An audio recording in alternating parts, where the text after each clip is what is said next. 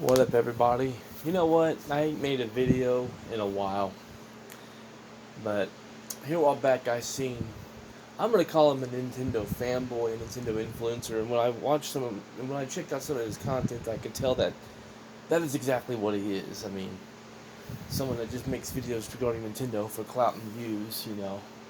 One of these people that treats YouTube like it's a job instead of a hobby or whatever. Because let's be honest, I don't care what anybody tries to say.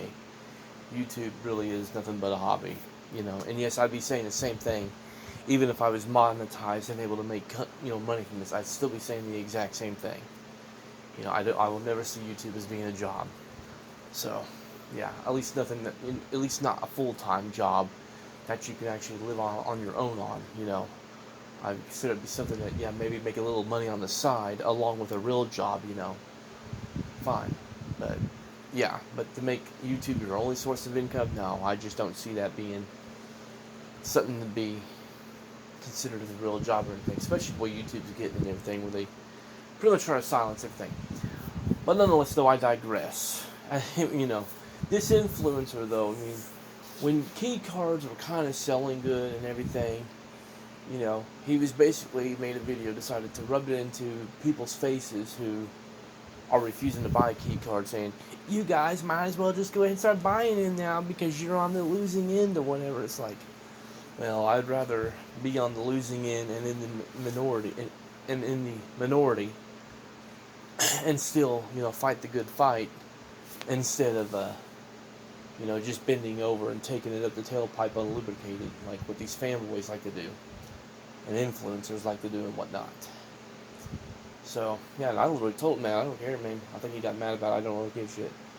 Um, but nonetheless, though, I seen a video earlier, and it really made a lot of sense to what I saw the other day when I was at my local Walmart.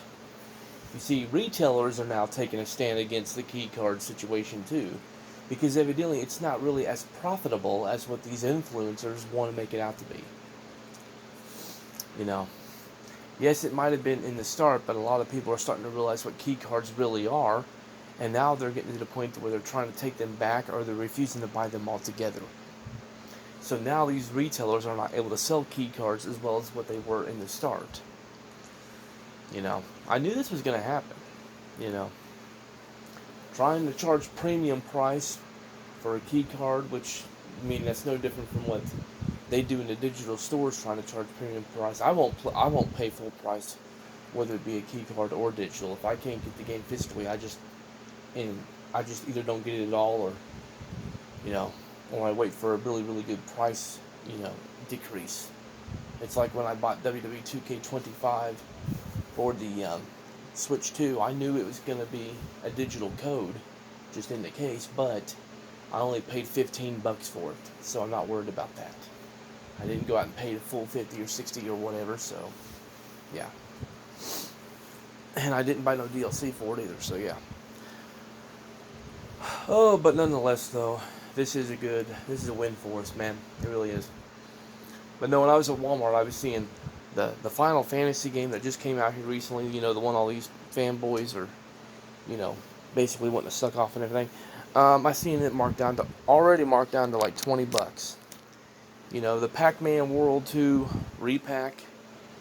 It's on the key card situation too. It went from like being 50 to being like $30 right now. The new SpongeBob game that just came out here recently, that's another one that's on the key card situation. It's marked down to 20. They in WWE 2K26 for the Switch 2 is marked down to 40. And evidently, and they didn't even say they were rollback or anything. No, these are permanent price drops on these titles.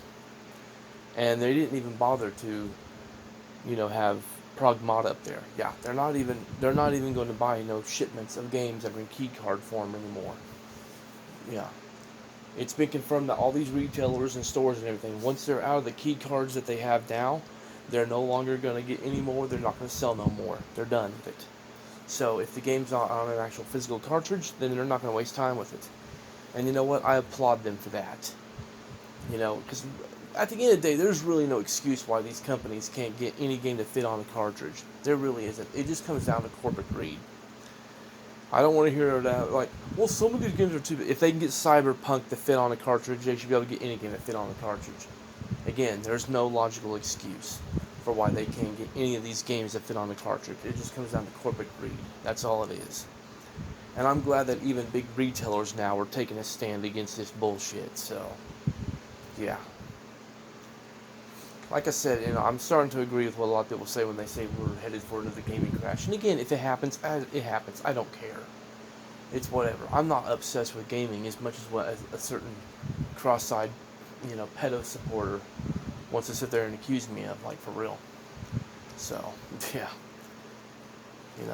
Gaming was to die today. Wouldn't give two shits. So, yeah. But nonetheless, though, yes, this is a good thing. This is a very good thing. So, yeah.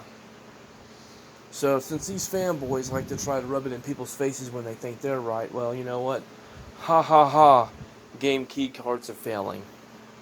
So, yeah. Y'all take care. God bless and peace.